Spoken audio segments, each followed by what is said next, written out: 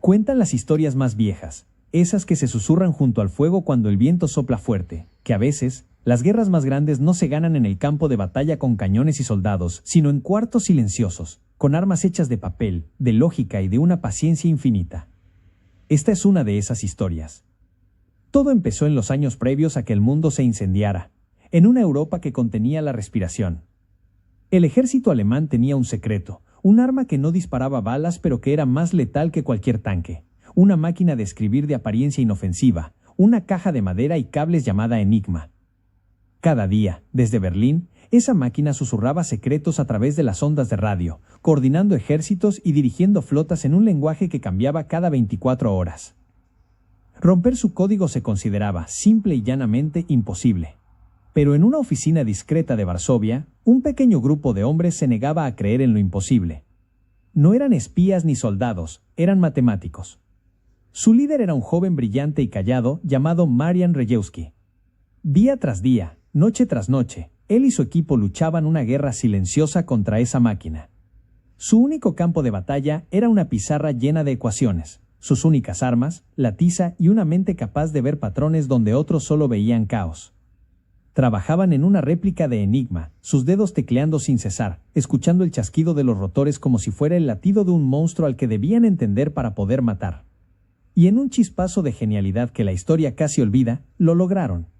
Encontraron una falla, una pequeña grieta matemática en la armadura perfecta de la máquina. Pero el tiempo se acababa. El ruido de las botas marchando se escuchaba cada vez más cerca en la frontera. Rejewski y los suyos sabían que su descubrimiento era demasiado grande para ellos solos, y que pronto sería demasiado tarde. En un acto de valentía desesperada, en el verano justo antes del desastre, se reunieron en secreto con agentes de inteligencia británicos y franceses en un bosque a las afueras de la ciudad. Sin pedir nada a cambio, les entregaron todo: los planos de sus máquinas, sus métodos, la llave que habían tardado años en forjar. Fue como pasar una antorcha en medio de una tormenta, con la esperanza de que alguien más pudiera mantenerla encendida. Pocas semanas después, Polonia fue invadida, y su trabajo secreto se desvaneció en el caos. Mientras tanto, en el vasto y helado océano Atlántico, la guerra ya mostraba sus dientes. Un joven operador de radio en un carguero británico escuchaba la estática, el silbido monótono que era la banda sonora de su vida. Llevaban días navegando en un convoy, una caravana de barcos grises bajo un cielo gris, llevando comida a una Inglaterra que empezaba a pasar hambre. El aire olía a sal, a metal, y a un miedo constante que no se hablaba, pero que se sentía en el frío de las barandas y en las miradas cansadas de la tripulación. De repente, la estática se rompió. Un mensaje corto, cifrado, incomprensible. Y a los pocos minutos, el infierno. Una explosión sorda sacudió el barco de adelante, levantando una columna de agua y fuego. Luego otra, el caos. Gritos, sirenas, y el crujido terrible del metal rindiéndose al mar. Los submarinos alemanes, los U-boats, habían aparecido de la nada, como fantasmas, cazándolos con una precisión imposible. El joven operador, mientras intentaba enviar una señal de auxilio, comprendió con terror que no luchaban contra hombres, luchaban contra un enemigo que lo sabía todo. Fue en ese momento de desesperación que la antorcha encendida por los polacos llegó a Inglaterra. En un lugar llamado Bletchley Park, una vieja finca de ladrillos rojos rodeada de árboles y silencio, el gobierno británico empezó a reunir en secreto al ejército más extraño que se hubiera visto. No buscaban soldados, buscaban genios. Llegaron campeones de ajedrez, expertos en crucigramas, lingüistas que hablaban lenguas muertas, y por supuesto, los mejores matemáticos del país. Y entre todos ellos, destacaba un hombre llamado Alan Turing. No era un líder carismático. Era un joven tímido, socialmente torpe, que a veces tartamudeaba y prefería la compañía de sus pensamientos a la de las personas. Pero dentro de su cabeza, la mente trabajaba a una velocidad y a una profundidad que nadie podía igualar. Turing no veía Enigma como un código, la veía como un sistema lógico, un acertijo puro. Y estaba convencido de que cualquier acertijo, por complejo que fuera, tenía una solución. Junto a él se sentaron otros, como el metódico Gordon Welshman, un organizador brillante capaz de convertir las ideas abstractas de Turing en un plan de trabajo, y Joan Clark, una de las pocas mujeres matemáticas del lugar, cuya mente aguda pronto se volvería indispensable para el equipo. Y así, en esas cabañas de madera mal calefaccionadas, con el té como único combustible, este ejército de excéntricos se preparó para su propia guerra. Afuera, el mundo se desangraba. Adentro, ellos se enfrentaban a un muro de 159 trillones de combinaciones posibles, un muro que se reiniciaba cada medianoche. Y sobre sus hombros descansaba, sin que nadie lo supiera, la esperanza silenciosa de la victoria. La vida en Bletchley Park se convirtió en una rutina febril, una carrera constante contra el reloj. Cada día era una batalla. Las mentes más brillantes de una generación se encerraban en cabañas de madera húmedas, con el único sonido del crepitar de la leña en las estufas y el golpeteo incesante de las máquinas de escribir. El aire olía a papel viejo, a tinta y a la tensión de un problema que parecía no tener fin. Luchaban contra un fantasma, un código que se regeneraba cada medianoche. Todo lo que lograban averiguar durante el día, cada pequeña pista, cada patrón sospechoso, se convertía en polvo a las 12 en punto, cuando los operadores de radio de toda Alemania cambiaban la configuración de sus máquinas Enigma y el muro volvía a levantarse, más alto y más fuerte. La frustración era un enemigo tan real como los ejércitos que esperaban sus respuestas. Alan Turing caminaba por los senderos embarrados del parque como un sonámbulo, con la mente en otro universo, un universo hecho de pura lógica. Veía a sus colegas intentar descifrar los mensajes a mano, atacando cada uno como un problema individual, y sabía que era una batalla perdida. No se puede apagar un incendio forestal con un vaso de agua. No podemos ser más listos que la máquina, se repetía, pero quizás podamos ser más rápidos. Y en esa idea simple, casi infantil, nació una revolución. Una noche, en medio del silencio de la biblioteca, rodeado de libros que ya no le servían para nada, Turing tuvo una visión. No se trataba de descifrar un mensaje. Se trataba de eliminar las imposibilidades. Si no podían adivinar la configuración correcta del día, ¿por qué no construir una máquina que probara todas las configuraciones incorrectas a una velocidad imposible para un ser humano, hasta que solo quedara una? Una máquina para vencer a otra máquina. Corrió a la cabaña de Gordon Welshman, su colaborador, y en una pizarra, con las manos manchadas de tiza, empezó a dibujar diagramas febriles. No era un plano, era el mapa de un pensamiento. Welshman, que tenía los pies en la tierra, escuchaba, cuestionaba, y poco a poco, la idea abstracta de Turing empezó a tomar la forma de algo real, algo que se podía construir. El proyecto fue un secreto dentro del secreto. Lo llamaron la bombe. Era un monstruo electromecánico del tamaño de un armario. Una maraña de cables, rotores y relés que zumbaban y chasqueaban como una orquesta desafinada. Cuando la encendían, toda la cabaña vibraba. Los rotores, que imitaban a los del Enigma, giraban a una velocidad vertiginosa, probando miles y miles de combinaciones por segundo, buscando una contradicción lógica, un único punto débil en la coraza del código. Los primeros intentos fueron un fracaso. La máquina se detenía, se sobrecalentaba, o simplemente no encontraba nada. La desesperación en el equipo crecía. Cada día que pasaba, llegaban noticias de más barcos hundidos, más vidas perdidas. Pero una tarde gris y lluviosa, mientras Joan Clark y su equipo alimentaban a la bomba con un mensaje interceptado esa misma mañana, ocurrió el milagro. Después de horas de un ruido ensordecedor, la máquina se detuvo de golpe. Un silencio total. Todos contuvieron la respiración. Unas luces en el panel indicaron una posible configuración. Sin decir una palabra, con manos temblorosas, Joan transcribió los ajustes y los introdujo en su propia máquina Enigma. Tecleó las letras sin sentido del mensaje alemán y del otro lado, la Enigma respondió. Letra por letra, empezó a iluminarse un texto coherente. Era un parte meteorológico. Cielos despejados sobre el Mar del Norte. Visibilidad buena. Nadie gritó. Nadie celebró. Solo se miraron unos a otros, con los ojos llenos de lágrimas contenidas. En esa pequeña cabaña, en medio de la campiña inglesa, acababan de asestarle un golpe mortal al enemigo. Habían encontrado el corazón de Enigma. Pero la alegría del triunfo duró poco, y fue reemplazada por una carga terrible. Ahora que podían leer los mensajes, se enfrentaban a un dilema espantoso. Una noche, descifraron las órdenes de un ataque inminente a un convoy de barcos mercantes. Sabían la hora, el lugar, todo. Podían avisarles, salvar cientos de vidas. Pero si lo hacían, si el convoy cambiaba de rumbo de forma inexplicable, Los alemanes sospecharían. Entenderían que Enigma había sido rota, cambiarían la máquina por completo, y la ventaja se perdería para siempre, costando quizás millones de vidas en el futuro. Reunidos en una sala llena de humo, tomaron la decisión más fría y dolorosa de sus vidas. Calcularon las probabilidades. Decidieron que no podían arriesgar el secreto. Dejaron que el convoy navegara hacia su destino. Esa noche, mientras escuchaban en sus auriculares los informes de los hundimientos, los jóvenes matemáticos y poetas de Bletchley Park aprendieron el verdadero precio de su guerra secreta. Ya no eran simples descifradores de códigos.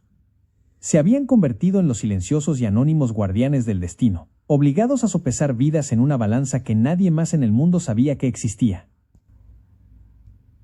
Y así, la guerra secreta en Bletchley Park entró en una nueva fase. Ya no era una lucha por entender, sino una lucha por decidir. Cada mañana, con el primer té del día, llegaban los secretos del enemigo, un torrente de información que podía salvar vidas y ganar batallas. Pero cada mensaje era también una prueba, un dilema moral envuelto en código. La victoria en esa cabaña de madera tenía un sabor amargo, porque Alan Turing y su equipo se habían convertido en una especie de dioses silenciosos, obligados a elegir quién vivía y quién moría para proteger su secreto sagrado. La tensión entre los matemáticos y los militares en Londres crecía. Los hombres de Bletchley Park enviaban sus informes, fragmentos de inteligencia que llamaban ultra, pero no podían revelar la fuente. Un almirante en su oficina veía un aviso que decía, posible actividad de submarinos en el cuadrante X, y, a veces, desconfiaba. Para él, eran corazonadas de un grupo de académicos excéntricos. No entendía que esa posible actividad era la transcripción casi literal de una orden alemana. Turing se desesperaba. Luchaba una guerra en dos frentes, contra la lógica retorcida de Enigma y contra la lógica cuadrada de los que no entendían la naturaleza de su victoria. Fue durante uno de esos inviernos largos y crueles que la guerra dejó de ser un problema abstracto para Turing y se convirtió en una herida personal.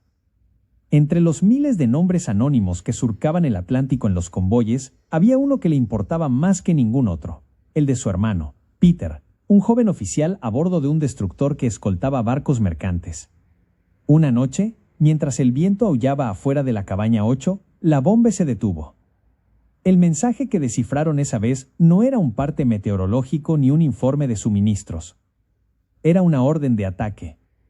Detallaba la estrategia de una manada de lobos, un grupo grande de U-boats, para emboscar a un convoy específico, el convoy al que pertenecía el destructor de su hermano. El mundo se le detuvo a Alan. Por un instante, no fue el genio matemático, fue solo un hombre aterrado por la idea de perder a su hermano. Vio las coordenadas, la hora, la trampa mortal dispuesta en el mapa del Atlántico. Corrió con el informe a la oficina de sus superiores. Les rogó, les suplicó que desviaran el convoy. Hay que hacer algo, insistía, con una pasión que rara vez mostraba. Pero la respuesta fue fría, una pared de lógica militar. Desviar un convoy entero de forma tan drástica sería una señal demasiado obvia. Los alemanes, que no eran tontos, se darían cuenta de que su preciada Enigma ya no era un secreto. Cambiarían los rotores, añadirían más complejidad, y la ventaja que tanto les había costado conseguir se esfumaría. Cientos de convoyes futuros quedarían indefensos. No podemos arriesgar la guerra para salvar un barco, Turing, le dijo un oficial, sin saber la daga que le estaba clavando en el pecho.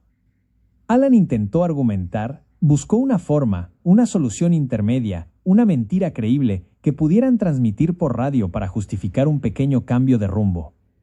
Pero la decisión ya estaba tomada. El protocolo era claro. El secreto era más importante. Esa noche, nadie en la cabaña 8 durmió. Se sentaron junto a los receptores de radio, escuchando el silencio. Era un silencio denso, cargado de estática y de muerte. Escuchaban, sabiendo lo que estaba pasando a miles de kilómetros de distancia, en la oscuridad helada del océano. Y luego, llegaron los informes fragmentados.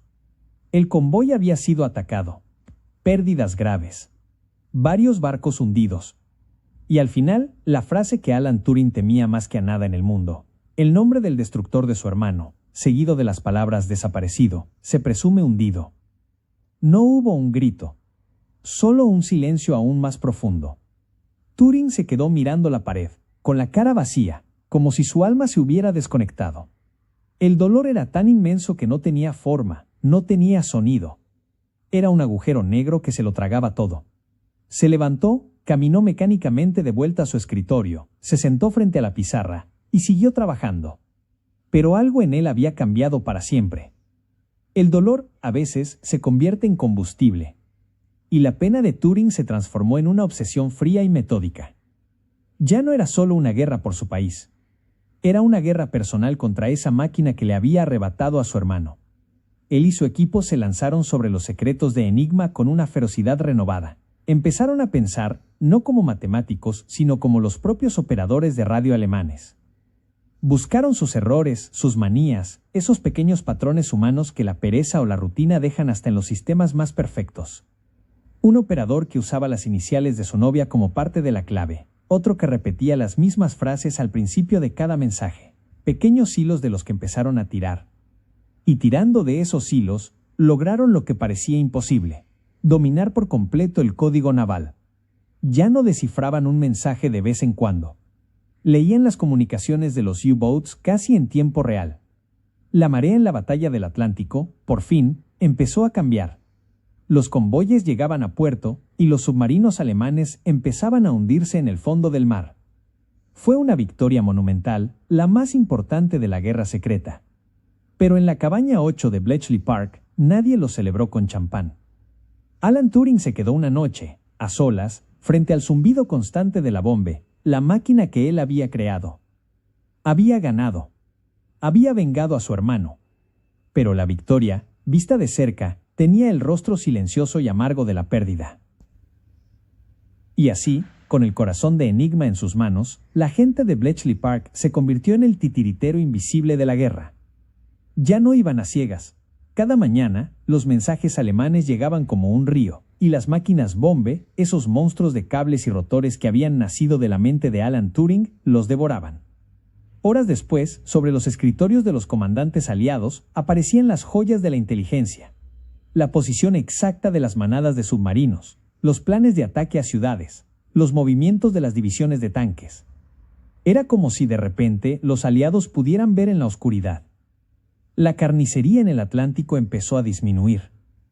Los convoyes, advertidos en secreto con excusas ingeniosas, cambiaban de rumbo justo a tiempo para esquivar las trampas mortales de los U-Boats.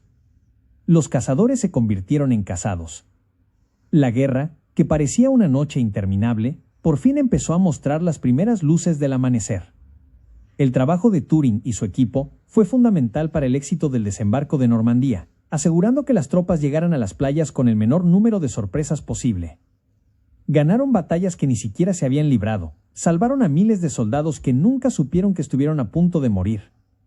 Finalmente, el día llegó. La guerra en Europa terminó.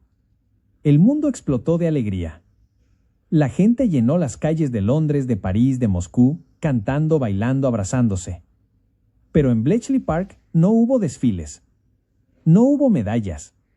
El día de la victoria fue uno de los más silenciosos. Recibieron la noticia, compartieron una mirada de profundo y agotado alivio, y siguieron trabajando, porque la guerra en el Pacífico aún continuaba. Su victoria era un secreto demasiado grande para ser celebrado. Y cuando la paz definitiva llegó al mundo, a la finca de los genios no llegaron los aplausos, sino los camiones. Unos hombres con trajes grises y caras serias trajeron la orden final, la más brutal de todas. Destruyan todo. Tenían que borrar cualquier rastro de su existencia. Las máquinas bombe, esas maravillas de la ingeniería que habían acortado la guerra, fueron desarmadas a martillazos. Montañas de documentos, de cuadernos llenos de cálculos que habían salvado al mundo, fueron quemados en hogueras que ardieron por días y noches. A cada hombre y mujer de Bletchley Park se le hizo firmar un juramento de secreto de por vida. No podían contarle a nadie, ni a sus esposas, ni a sus hijos, ni a sus padres, lo que habían hecho durante los últimos 5 años. Tenían que volver a sus vidas de antes, a sus trabajos de profesores, de oficinistas, de lingüistas, y pretender que nada había pasado. Se convirtieron en héroes anónimos, fantasmas de una victoria que la historia oficial le atribuyó por completo a los generales y a los soldados del frente. Pasaron los años. El mundo se reconstruyó. Se escribieron libros, se filmaron películas sobre las grandes batallas. Y nadie, absolutamente nadie, mencionó nunca el nombre de Bletchley Park. Y Alan Turing, el hombre cuya mente había sido el arma más decisiva de la guerra, no fue recibido con honores. Al contrario, años después, el mismo gobierno al que había salvado lo persiguió, lo humilló y lo condenó. No por espía, no por traidor, sino simplemente por ser quien era, por amar a quien no debía en una época que no lo entendía. Le dieron a elegir entre la cárcel o un tratamiento químico que le destruyó el cuerpo y el espíritu. Un par de años después, lo encontraron muerto en su casa, solo. La historia oficial dijo que fue un suicidio. Tenía apenas 41 años. El hombre que había descifrado el código más complejo del mundo murió sin que su país, ni el mundo entero, supiera la deuda impagable que tenían con él. Tuvieron que pasar más de 30 años para que el secreto por fin saliera a la luz. Para que los historiadores empezaran a juntar las piezas y a entender que la verdadera historia de la guerra había sido muy distinta. Para que esos ancianos, que habían sido jóvenes genios en cabañas de madera, por fin pudieran contar, con una mezcla de orgullo y melancolía, lo que habían hecho. Y así termina la historia de la guerra que se ganó en secreto, y de los héroes a los que el mundo tardó demasiado en darles las gracias.